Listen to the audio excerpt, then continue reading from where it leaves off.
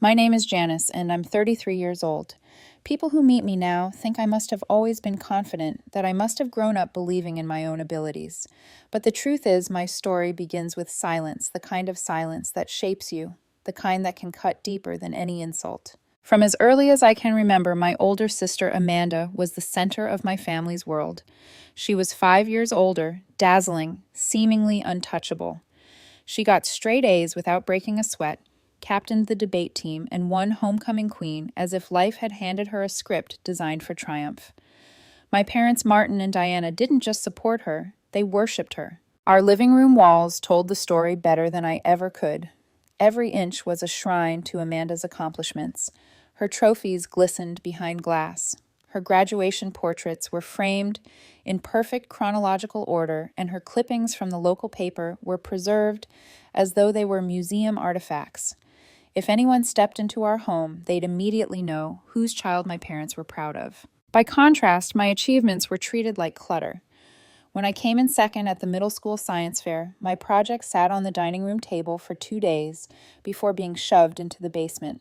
4 years earlier, when Amanda had won first place, Dad had actually built a custom shelf at the entrance of the house so everyone could see it as soon as they walked in. I learned quickly that in our home, some victories were worth building shelves for, and others weren't worth mentioning twice. Birthdays said even more.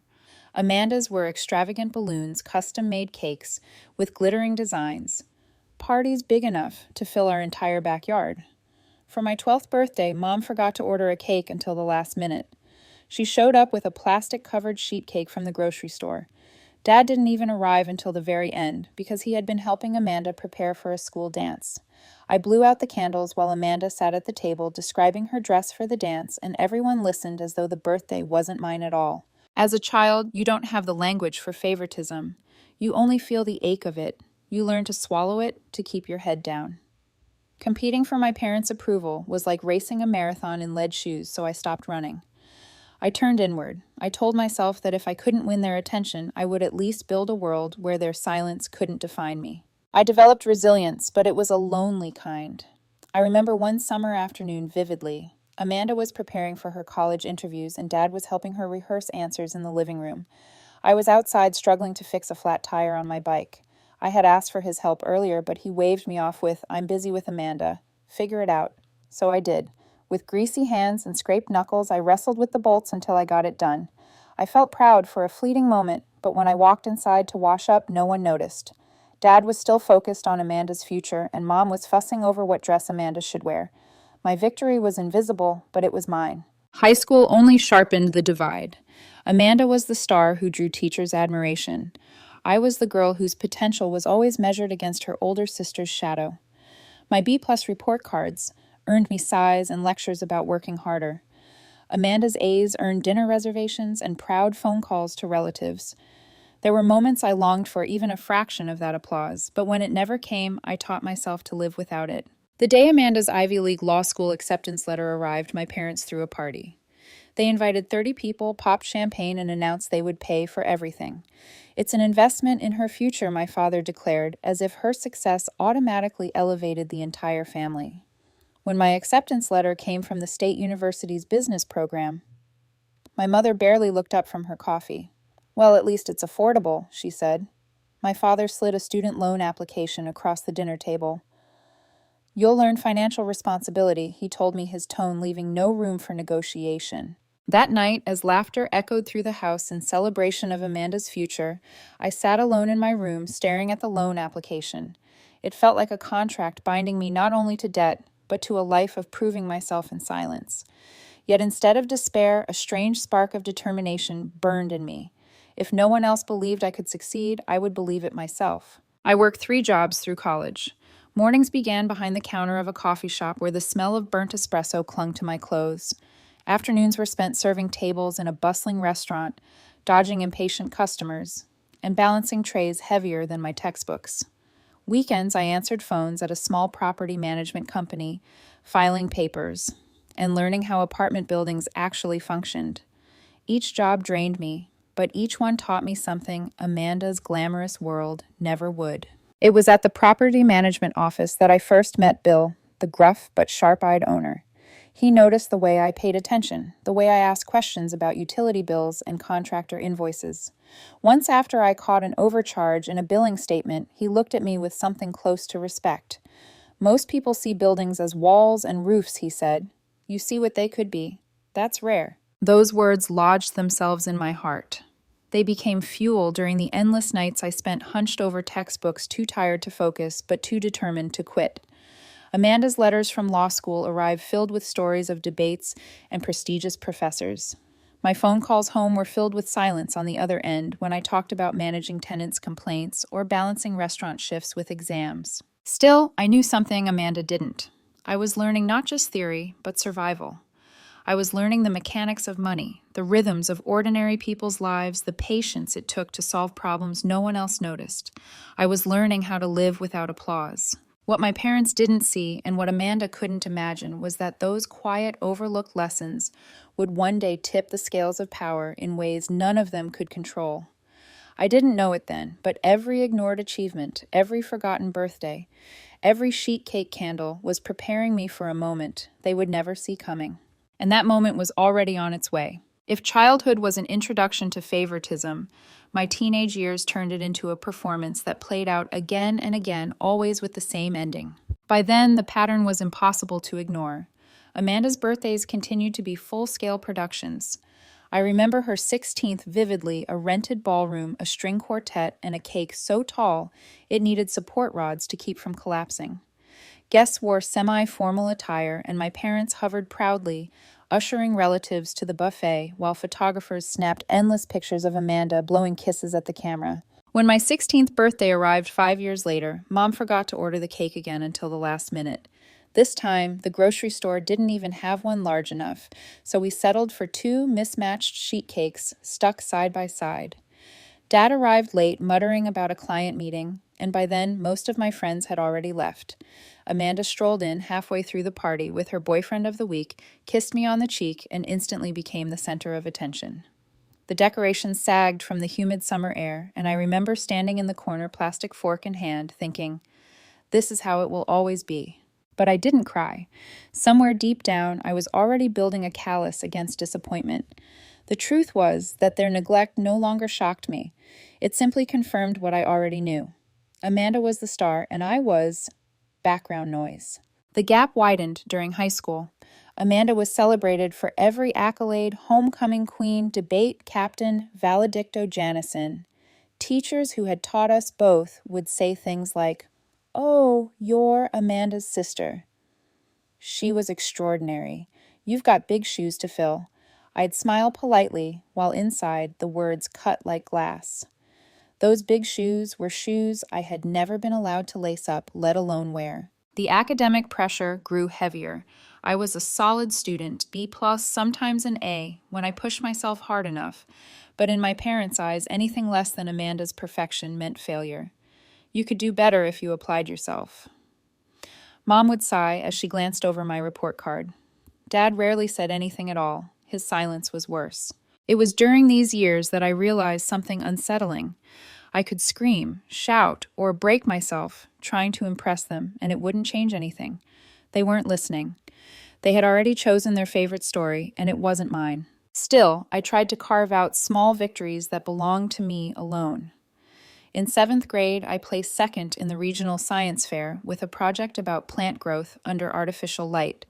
I stayed up nights handcrafting the display, explaining vaginicables, and data like it was life or death.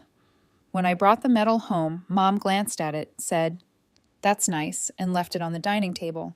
By the 3rd day, it had vanished, tucked somewhere in the basement. Years later, I found it wedged behind old Christmas decorations gathering dust. Meanwhile, Amanda's first-place medal from years earlier had its own shelf near the front door. Guests couldn't miss it. The contrast was brutal, but it did something to me. It hardened my resolve. If my family wasn't going to see me, I'd find someone else who would. College decisions threw that contrast into glaring neon lights. Amanda was accepted into an Ivy League law school with a partial scholarship. My parents didn't blink before throwing her a lavish party. They took out a second mortgage to cover the remaining tuition, calling it an investment in her future. I can still hear my father's toast that night. "Our Amanda will be the pride of this family. the one who carries our name forward. When my acceptance letter came a year later from the State University for Business Administration, there was no champagne, no party. My mother just muttered, "At least it's affordable." My father didn't even look up before sliding a student loan application across the table. "Law is expensive. Business is practical." "You'll manage," he said, as though the conversation were already finished. That night, while Amanda laughed with her friends over cocktails, I sat in my room filling out a loan application with hands that wouldn't stop shaking. It wasn't just about the money. It was about the message: we believe in her enough to invest. We don't believe in you enough to risk it. I told myself I wouldn't let that break me, but the truth is it did. It left a crack I carried with me into adulthood, a quiet ache that no amount of success would ever completely erase. So I did what I had always done. I adapted. I found ways to survive. College was brutal. I worked mornings at a cramped coffee shop where customers barked orders at me before I had even clocked in. Afternoons, I balanced trays as a server in a crowded restaurant. Weekends, I filed paperwork and answered phones for a small property management company. I was 20 and I rarely slept more than 4 hours at a stretch. But in between exhaustion and assignments, I was learning. It was at that property management company that I first began to glimpse another life, while other students were buried in theory. I was watching tenants argue about late rent, learning how heating systems failed in the middle of winter, and seeing how a single well-negotiated contract could save thousands of dollars. The owner, Bill, was a gruff man in his 50s with a salt and pepper beard and a voice that rasped from too many cigarettes. Most people found him intimidating, but I noticed things he did when he thought no one was watching, like how he would quietly waive late fees for the single mother who worked 2 jobs, or how he always double-checked contractor bills because, as he put it, everyone's got a hustle, and some hustles are dirtier than others. One afternoon, while sorting invoices, I noticed a double charge on a utility bill. I hesitated, then brought it to him. He squinted at me over his glasses and said, "Most people wouldn't have even noticed that. You've got instincts, kid." Those words meant more to me than any praise I'd ever gotten at home. For the first time, someone wasn't comparing me to Amanda. They were just seeing me. It lit something inside me, a small flame that whispered, "Maybe you're not invisible after all." Meanwhile, Amanda's life looked like the glossy pages of a magazine. She was at law school, sending home stories about professors who were future judges about dinners with wealthy classmates whose last names were tied to political dynasties. My parents beamed with pride every time they spoke about her. "Our Amanda," they'd say, their voices swelling with pride. "She's destined for greatness." When they spoke about me, it was different. "Janice is working a lot," they'd say vaguely before shifting the conversation back to Amanda. I learned not to correct them. I learned that silence was safer. But I also learned something else, something they never expected me to learn. That while Amanda basked in applause, I was collecting tools. Quietly and visibly, I was building the knowledge I'd one day use to turn the story upside down. Because the truth was, all their favoritism had blinded them. They didn't see me coming. And they wouldn't until it was far too late. By the time I finished my sophomore year at State University, exhaustion had become my constant companion. Most mornings I opened the coffee shop before dawn, scrubbing counters, while the air still smelled of bleach and burnt beans. By lunchtime, I was in class forcing my tired brain to focus on accounting formulas and business models. Evenings, I was at the restaurant balancing heavy trays while customers waved their hands impatiently if I didn't move fast enough. And weekends, I was at Bill's property management office wading through invoices, tenant complaints, and contracts. Looking back, I don't know how I did it. Maybe it was survival instinct, maybe it was stubborn pride. What I do know is that while Amanda was gliding through law school with the cushion of my parents' sacrifices, I was quietly learning lessons no textbook could teach. I lived in a tiny studio apartment then. The walls were so thin I could hear my neighbor's guitar practice at midnight and the night nurse upstairs, pacing in heavy shoes after a double shift. The radiator hissed like a temperamental animal and the elevator broke down at least once a month. But it was mine.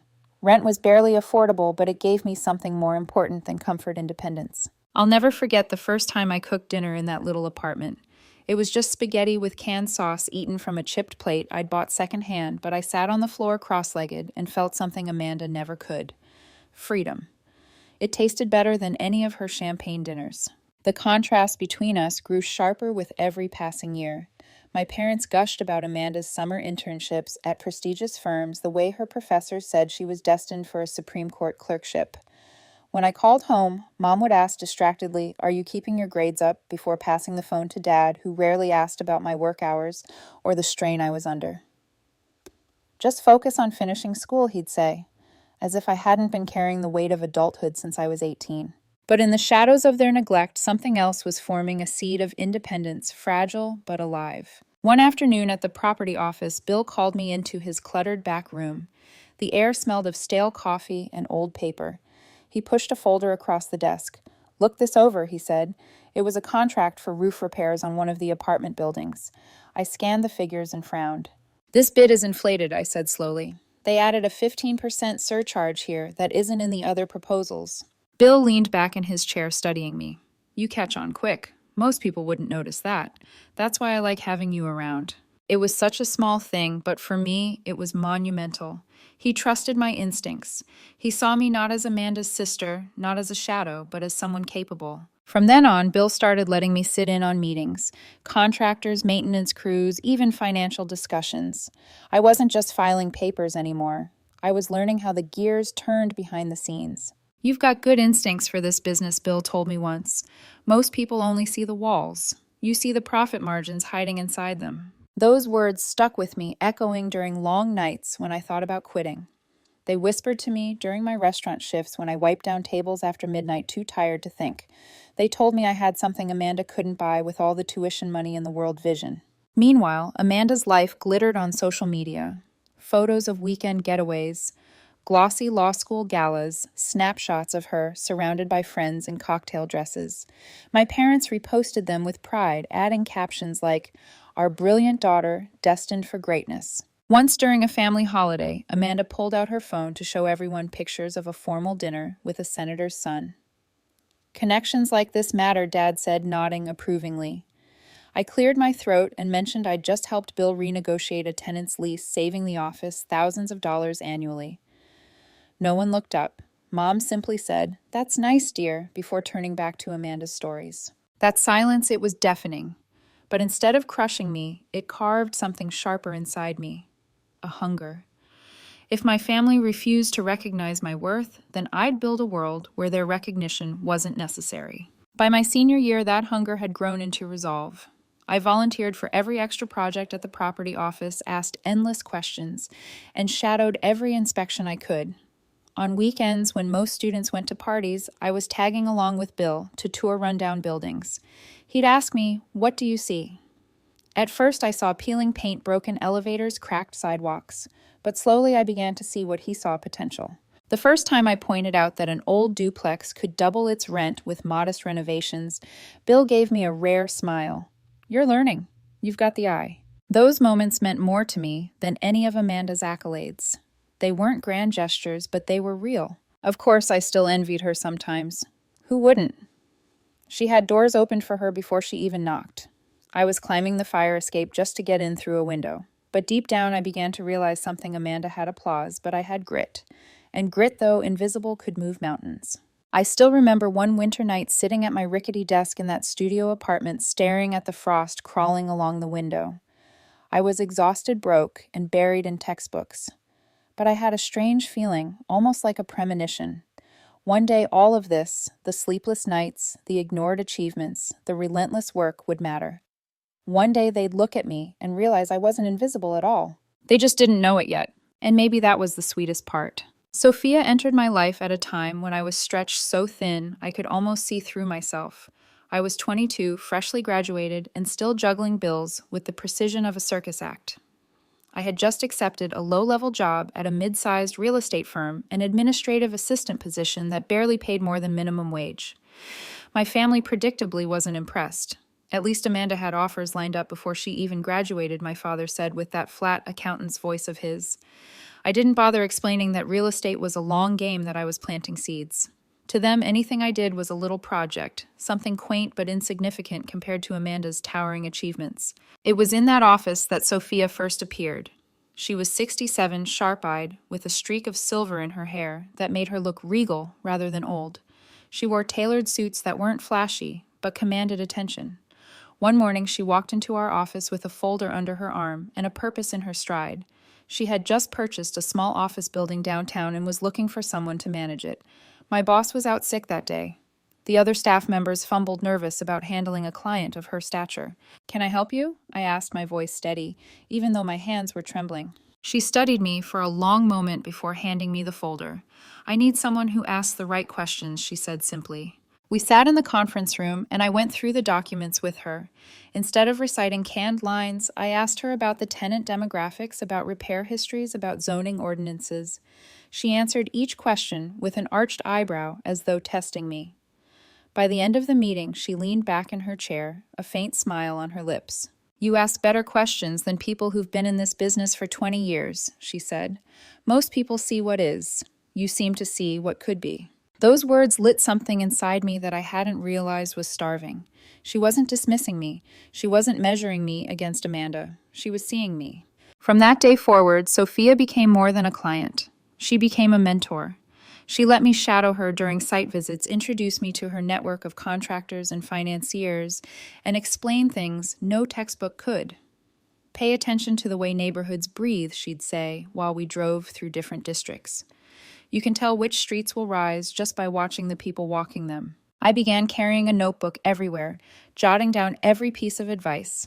Where Amanda had professors and judges shaping her, I had Sophia with her quiet power and sharp intuition. The real turning point came when a rundown duplex went on the market in a neighborhood that was just beginning to show signs of revival. Peeling paint, sagging porches, outdated wiring, it looked like a money pit to most people.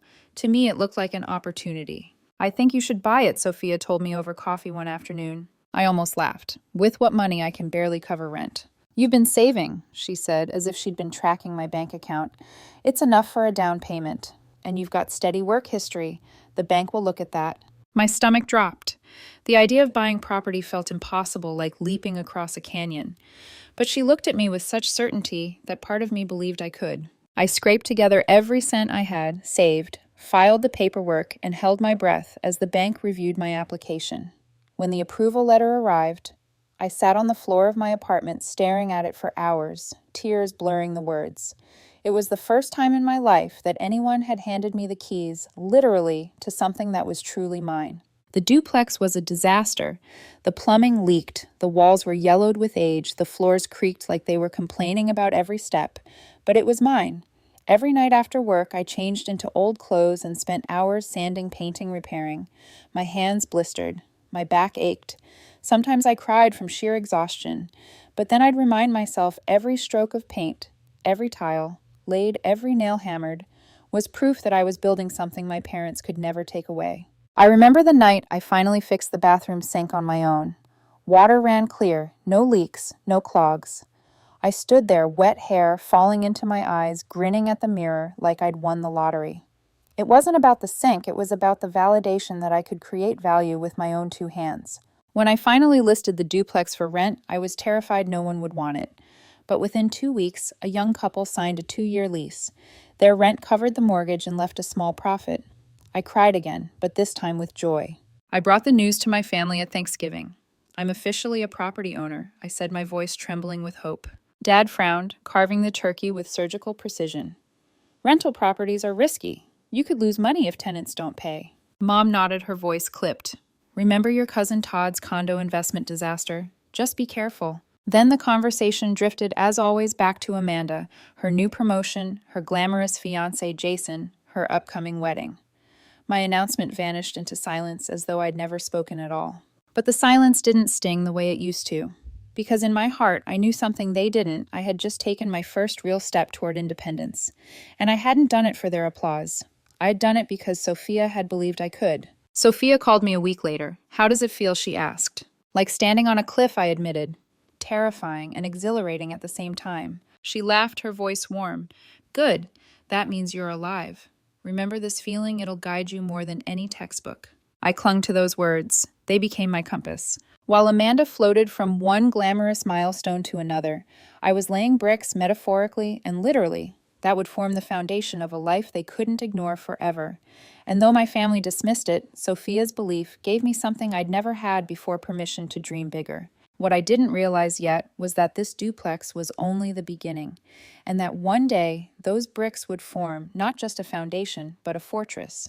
By the time Amanda walked down the aisle in her lace gown, serenaded by a live string quartet, and bathed in the glow of chandeliers, I already owned two properties. One was the duplex I had poured my sweat into, and the other a modest office space downtown that Sophia had helped me secure after one of her tenants moved out. The income from both barely covered the basics, but it was a start, a seed quietly rooting itself beneath the soil of my family's indifference. At Amanda's wedding, I remember standing near the back of the ballroom watching my parents beam as if they were royalty presenting their heir. Jason, her groom, was a neurosurgeon with a trust fund and a pedigree that made my mother's eyes shine with pride. My father gave a speech so glowing it almost sounded rehearsed. Amanda is the pride of our lives. She has always represented the very best of us. I clapped politely, smiling where expected, but inside I felt invisible. Not one word was said about me, not my college graduation, not my first property, not the fact that I had been building something all on my own without help or handouts. To them, I was a footnote in Amanda's grand narrative. But what they didn't know was that outside those gilded walls, I was living a double life. By day, I worked for a mid-sized real estate firm, still pushing papers and answering phones, pretending to be just another young assistant trying to climb the ladder. But by night, I was my own boss, landlord, renovator, investor. I spent weekends crouched in dusty basements, checking pipes, negotiating with contractors, over peeling paint, learning to read financial statements until the numbers blurred. At family dinners, Amanda spoke about her corner office, her high-profile cases, her penthouse apartment with floor-to-ceiling windows. My parents lapped it up like nectar. When they turned to me, it was always the same question asked, without real interest. How's work? It's going well, I'd say softly, and then the conversation would pivot right back to Amanda. They didn't ask about my properties. They didn't ask about the tenants who shook my hand gratefully after I fixed their heat in the dead of winter. They didn't know I was building something that would one day dwarf Amanda's prestige. The truth was, part of me didn't want them to know. Their silence hurt, but it also gave me cover. Like a magician performing behind a curtain, I was free to build my empire in secret. And while Amanda performed her success for the world, mine was quiet, brick by brick, dollar by dollar. Still, there were moments when their dismissiveness cut deep. One Christmas, Amanda brought a framed photo of her and Jason in front of their new penthouse. My parents gasped and cooed, passing it around like a sacred artifact. Look at that view. Oh, Amanda, you've really made it. I cleared my throat and said I just refinanced one of my properties. It's already generating a decent return. My father didn't even look up. Be careful. You're still young, Janice. Don't get in over your head. That was the extent of the conversation. Within minutes, they were discussing the rooftop pool in Amanda's building, and I was forgotten again. But instead of crumbling under that neglect, I sharpened it into resolve. Their indifference became my fuel. Every brush off, every silence, every sigh was a reminder I had to prove myself not to them, but to me. My portfolio grew slowly but steadily. First the duplex, then the office space, then another small rental building. Each acquisition was a battle night spent calculating risks, weeks negotiating with banks who looked at me like a naive girl in over her head. But with every property, my confidence deepened. I wasn't just surviving anymore. I was building a future Amanda couldn't touch. Of course, my family saw none of it. To them, Amanda's penthouse was the crown jewel, Jason's career, the golden ticket. They posted photos of their brunches at exclusive restaurants, their ski trips in Vermont, their charity galas. My parents proudly told everyone that their daughter had married well, their voices dripping with satisfaction. I wanted to tell them that marrying well isn't an achievement, it's luck dressed up as ambition. But I bit my tongue. Silence, after all, was what I had learned best. The irony was almost too much while Amanda sipped champagne in her penthouse. I was quietly becoming the kind of person who could one day own the building she lived in. I didn't know when or how it would happen, but I felt it coming like a storm building on the horizon. During those years, I also began carving out a personal life that had nothing to do with my family's expectations. I met Tanya, a graphic designer who rented space in one of my buildings. She introduced me to her circle of artists, people who valued me for my curiosity rather than my resume. Louise, a contractor I worked with, became a close friend and confidant, teaching me to trust my instincts in negotiations. And then there was Daniel, an architect who saw possibility in the same crumbling buildings I did. We spent hours sketching out potential redesigns on napkins in coffee shops. He never compared me to Amanda, never asked why I wasn't more like her. Around him, I felt seen. Still, love was something I kept at a distance. After years of being overlooked by the people who were supposed to care the most, I had built walls even stronger than the ones I was renovating. But slowly, I began to let in the idea that maybe, just maybe, I was worthy of being loved for who I was, not for who I was compared to. Meanwhile, Amanda's snide remarks sharpened. At dinner, she would glance at my modest outfit and say things like, "Jason says you're in real estate, right? Must be nice not having the kind of stress he deals with. Brain surgery keeps him up at night, you know." I'd smile, sip my water, and stay silent. What she didn't know, what no one knew, was that silence was no longer a wound. It was my weapon. Because in the shadows of their indifference, my double life was growing, and one day that life would step out into the light in a way that none of them could ignore. The opportunity came like a whisper, disguised as a simple listing on a brokerage site. I was scrolling through market reports late one night when I saw it a 12-story luxury building in one of Boston's most desirable neighborhoods. It had a rooftop pool concierge service and panoramic city views. My heart stuttered as I read the details because I knew that address well. It was Amanda and Jason's building. At first, I laughed bitterly, closing the tab as if the idea were absurd. Me. Own that building.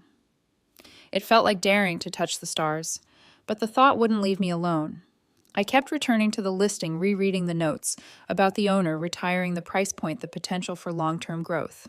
It wasn't just a building, it was an empire waiting to be claimed. By then, I had cultivated relationships with investors, people who respected my instincts and track record. I'd proven myself with smaller properties, learned the hard lessons of repairs, negotiations, and cash flow. Slowly, carefully, I reached out to those investors, sharing my vision. This isn't just another property, I told them. This is a crown jewel. With the right management, it will pay for itself and then some. To my astonishment, they didn't laugh. They listened. Within weeks, I had backing collateral from my existing properties and Sophia's unwavering support. "Sometimes you have to go all in on the right opportunity," she told me. "This is yours." We formed an LLC to keep my name off the paperwork. I wanted anonymity, not theatrics. Amanda didn't need to know, not yet.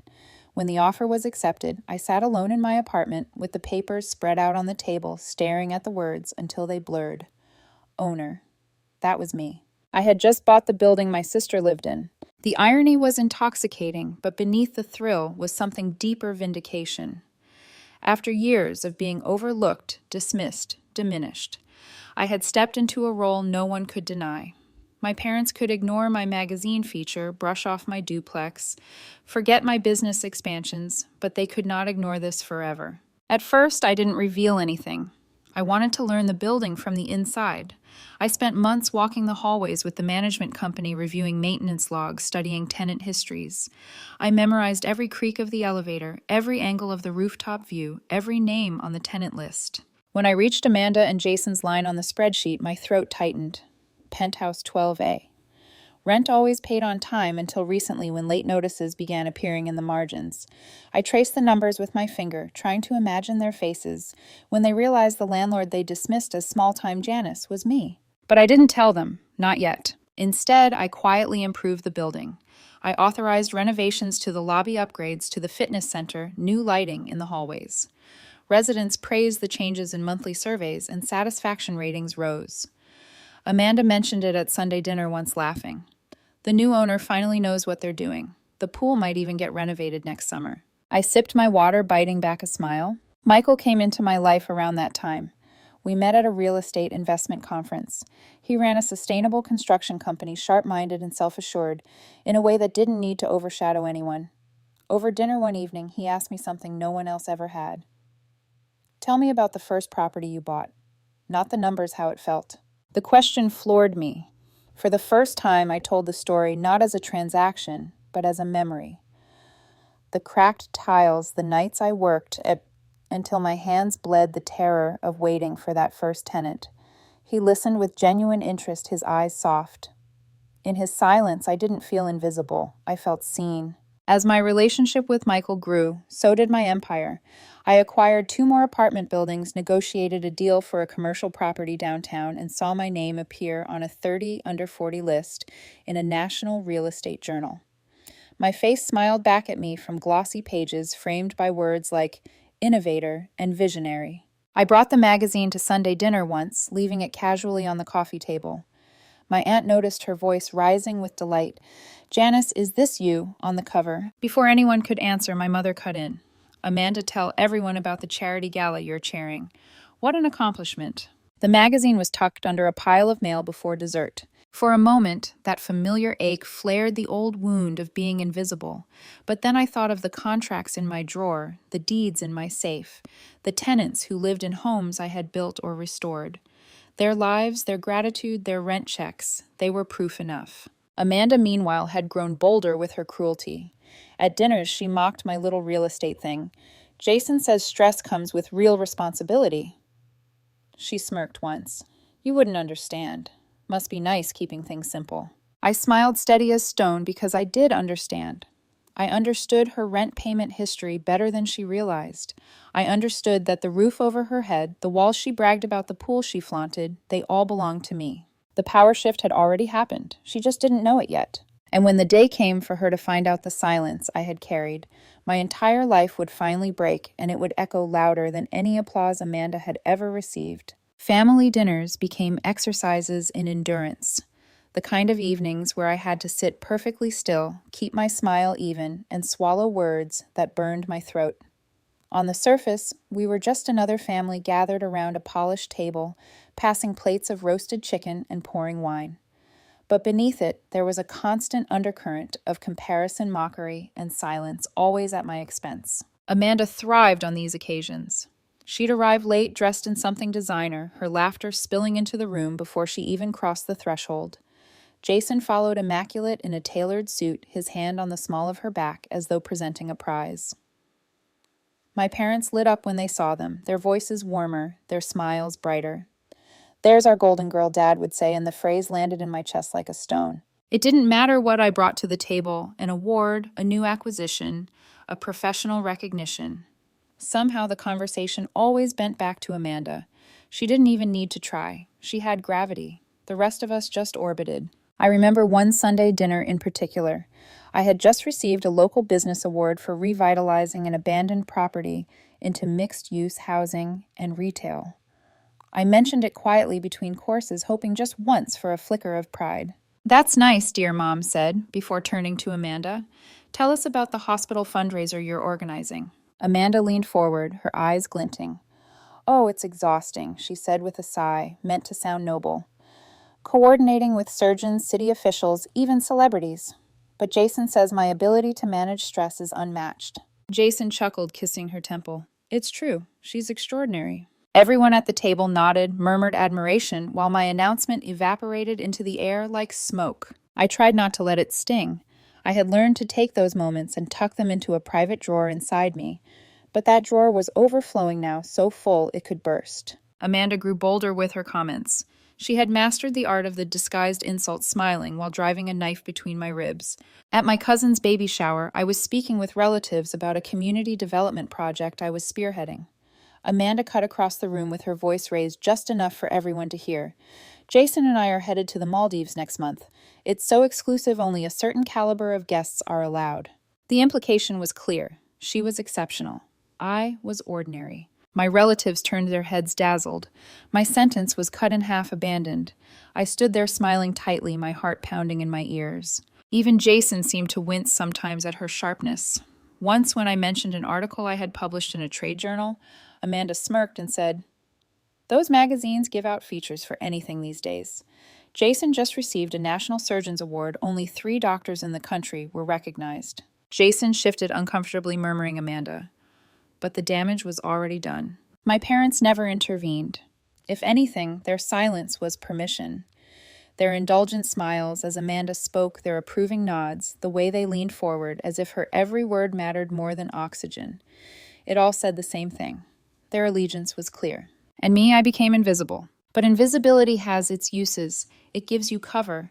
It lets you observe without being observed. and it allows you to hold power without anyone realizing it. Because what Amanda didn't know, what no one at that table knew, was that while she laughed about rooftop pools and concierge services, I was signing invoices for their maintenance. While she bragged about the exclusivity of her penthouse, I was reviewing her late rent notices. Yes, late. For 3 consecutive months, Amanda and Jason had paid after the deadline.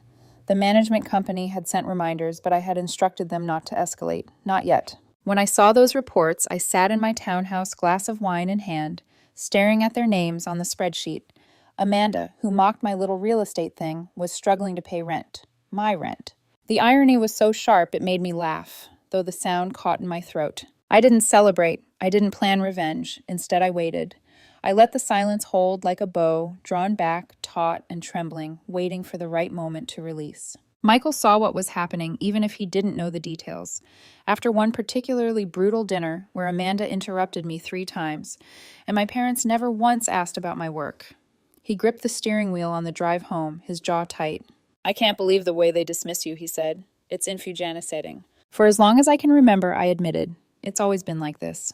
"Then why do you keep going back?" I stared out the window at the blur of city lights. Because family is complicated.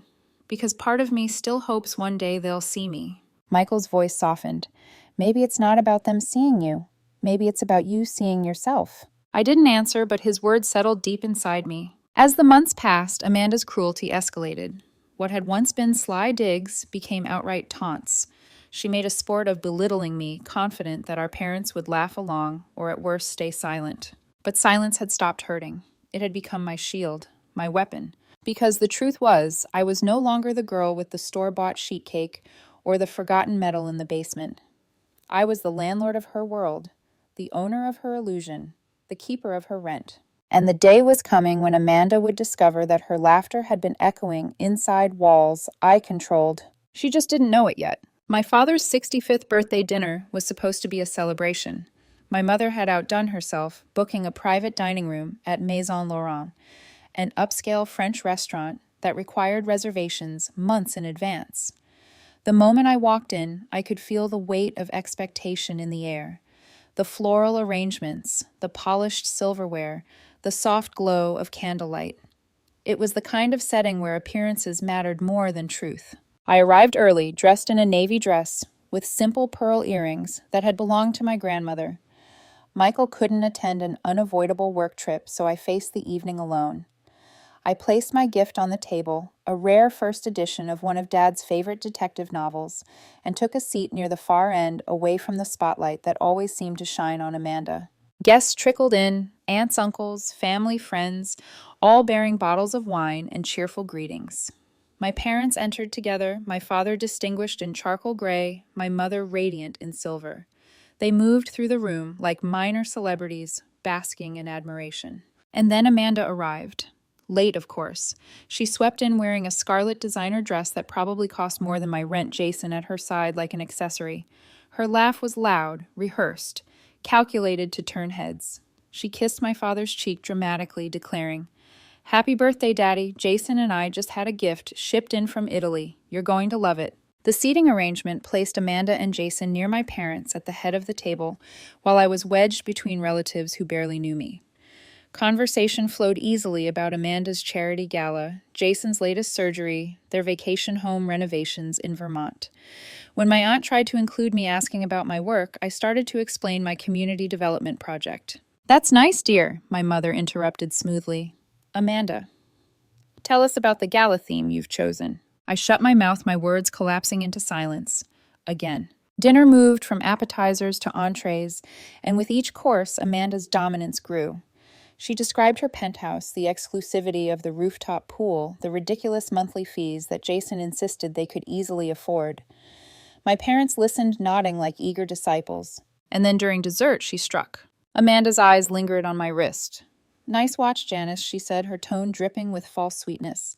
"Business must be good, and that new car outside very sleek." I felt the shift in the room.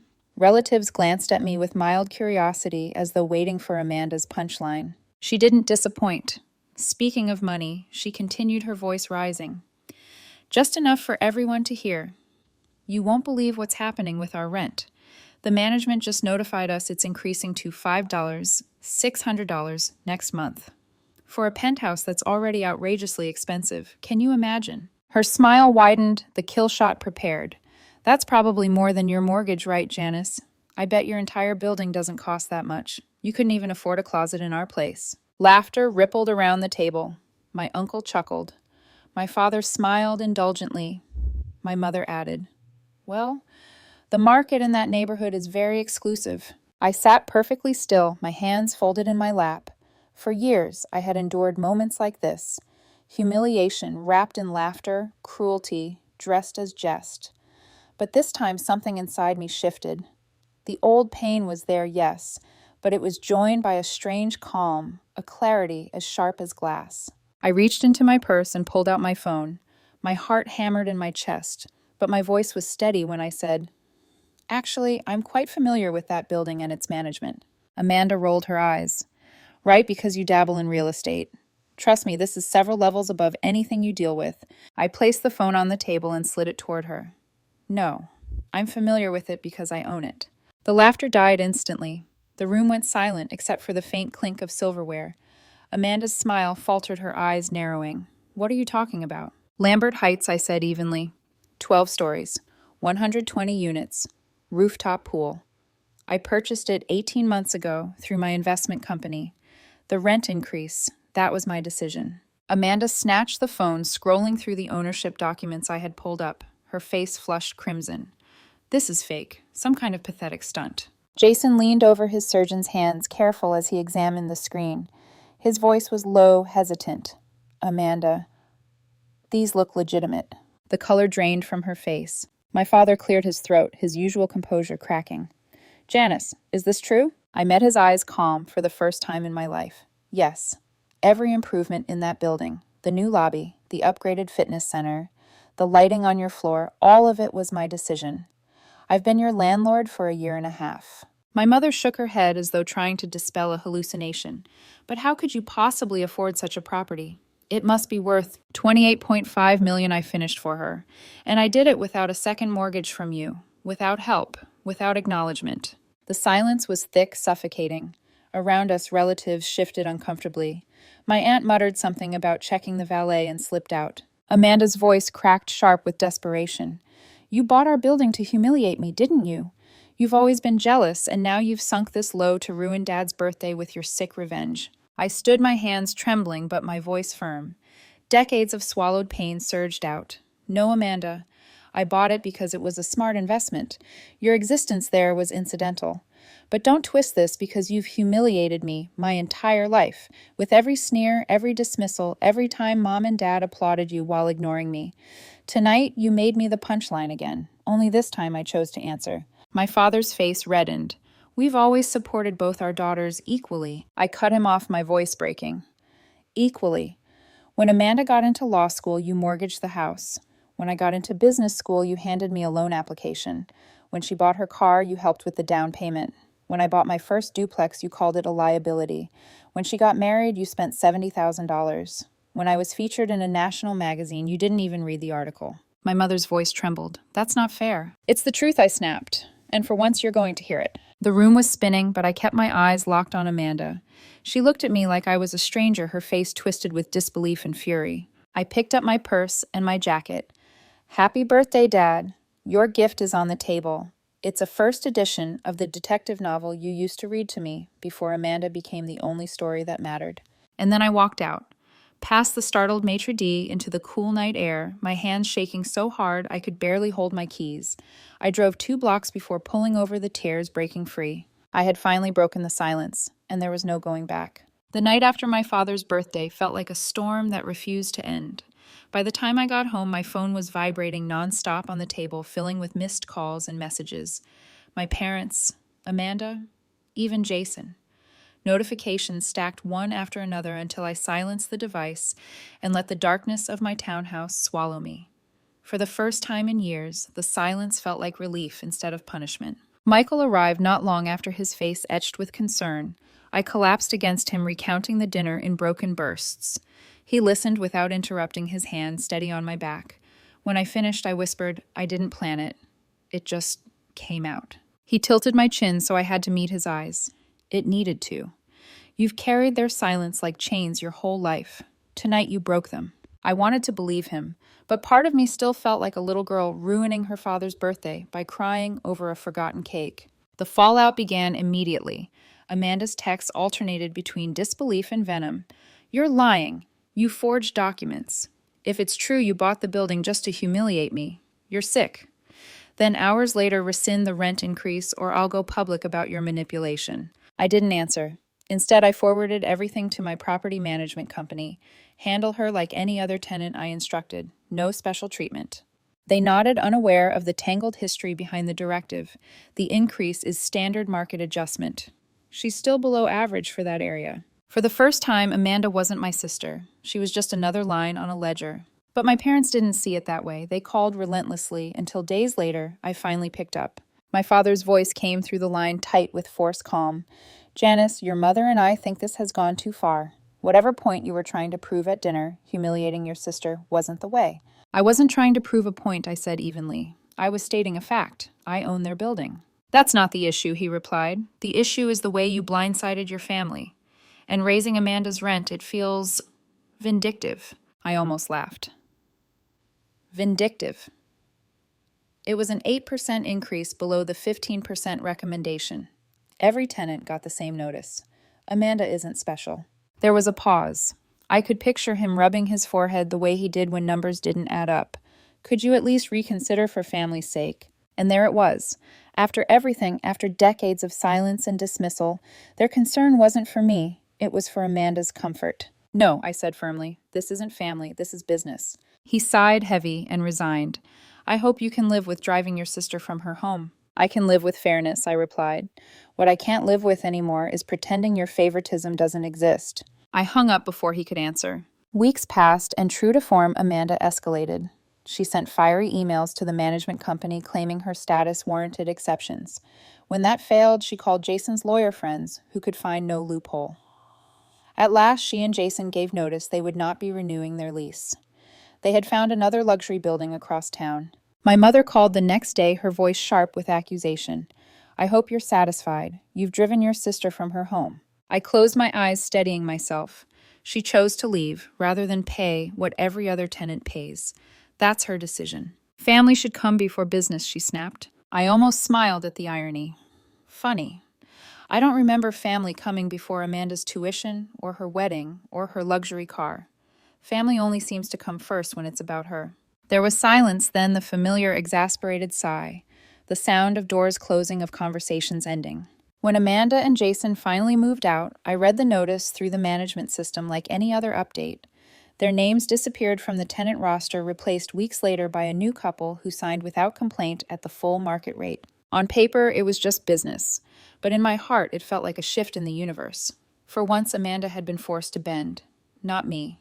Meanwhile, my career was soaring. The National Real Estate Journal, that had once put me on their 30 under 40 list, invited me back for a full profile spread. My projects were gaining traction, especially the downtown redevelopment, turning abandoned warehouses into affordable housing with green spaces.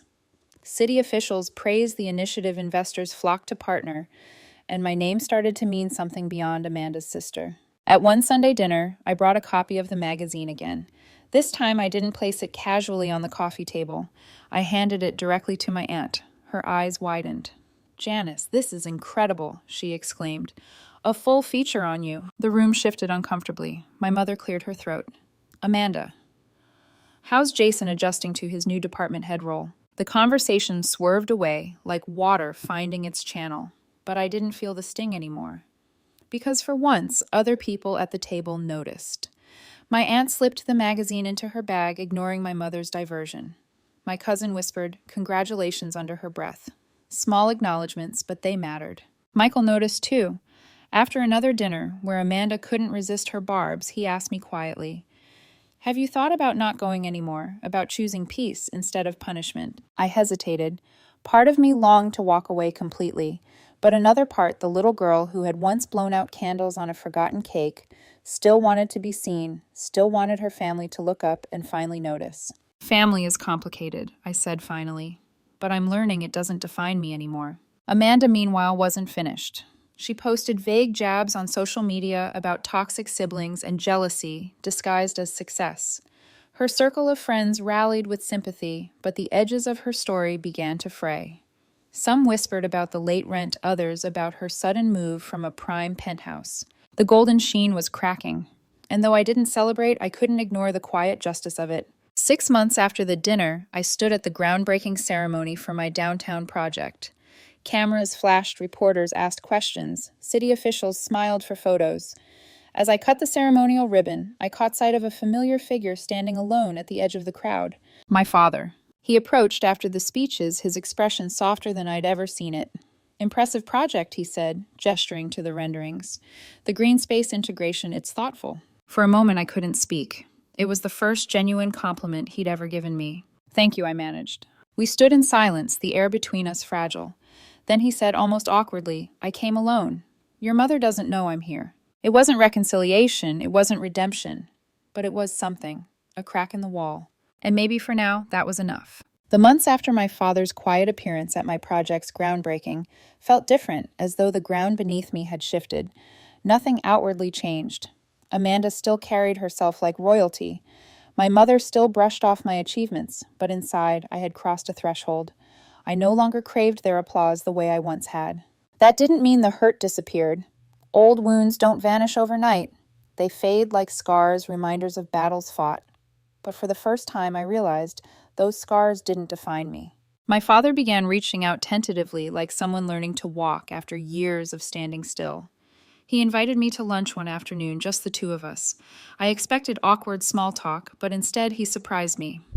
"I've been reading about favoritism in families," he said, quietly stirring his coffee. "I didn't see it before, but after that dinner, I can't deny it anymore." I watched him carefully, unsure if this was a trick of guilt or genuine reflection. His eyes, though, were tired and unguarded. "Your mother still insists we treated you both equally," he admitted. "But I see now that we didn't. We gave Amanda everything she asked for, and we left you to fend for yourself." He swallowed hard. "I'm sorry, Janice. I should have been better." For a moment, I couldn't breathe. I had dreamt of these words for years, never truly believing they would come. And now that they didn't feel triumphant. They felt fragile, almost sad. "Why now?" I asked softly. He rubbed his temple. "Because denial only works until the truth shouts loud enough. That night at the restaurant you shouted, and I finally heard you." I blinked away the sting in my eyes. It wasn't absolution. It didn't erase decades. But it was something. A door opening, however slightly. Amanda, of course, remained unmoved. She and my mother grew even closer, united in their conviction that I had betrayed the family. At gatherings, Amanda avoided me entirely, her voice icy when politeness forced her to speak. Once I overheard her telling a cousin Janice's obsession with property isn't success, it's greed. She'll never understand what real achievement looks like. I didn't respond. I didn't need to. Because while Amanda clung to appearances, my life was quietly blooming. Michael proposed 6 months later during a weekend trip to a coastal town. We were walking along a cliff at sunset, the ocean below us roaring with endless possibility. He took my hands and said, "I love your ambition, your compassion, your strength. I want to build a life with you, literally and figuratively." The ring he offered wasn't ostentatious. It was elegant, timeless, chosen because it matched me, not because it would impress anyone else. I said yes without hesitation, my heart steady. We planned a small wedding, inviting close friends, colleagues, and the people who had supported me when my family didn't. I sent invitations to my parents and to Amanda out of principle. My father came alone. My mother claimed illness. Amanda never replied. On that day, surrounded by chosen family, instead of the one that had dismissed me, I felt something I had never felt at Amanda's grand parties or my parents' stiff dinner's joy unshadowed. The laughter was genuine, the love unmeasured, the celebration real. For once, I wasn't invisible. I was radiant. Professionally, my projects flourished. The downtown redevelopment became a model for sustainable urban renewal, attracting national attention. I launched a mentorship program for young women in real estate, remembering what Sophia's belief had meant to me. Seeing their eyes light up with the same hunger I once carried made me realize this was my legacy. 1 year after the fateful birthday dinner, I received an unexpected email from Amanda. It was short, formal, almost cold. I understand you own Lambert Heights. I have a client interested in references for comparable properties. Could you provide documentation? It wasn't an apology, it wasn't reconciliation, but it was acknowledgment. For the first time, Amanda was recognizing my expertise, even if only out of necessity. I replied professionally, providing the documents without comment. I didn't need more, because the truth was, I had stopped needing her recognition the night I walked out of that restaurant. Healing, I learned, doesn't always look like forgiveness. Sometimes it looks like detachment, like choosing peace over approval. Sometimes it looks like building a life so strong that the voices that once drowned you out become background noise. Michael and I moved into a historic townhouse we restored together. The walls bore our laughter, our late-night brainstorming sessions, our quiet mornings.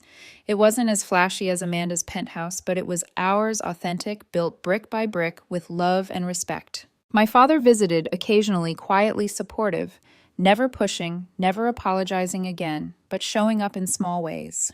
My mother remained distant, still tethered to Amanda's orbit, and that was okay.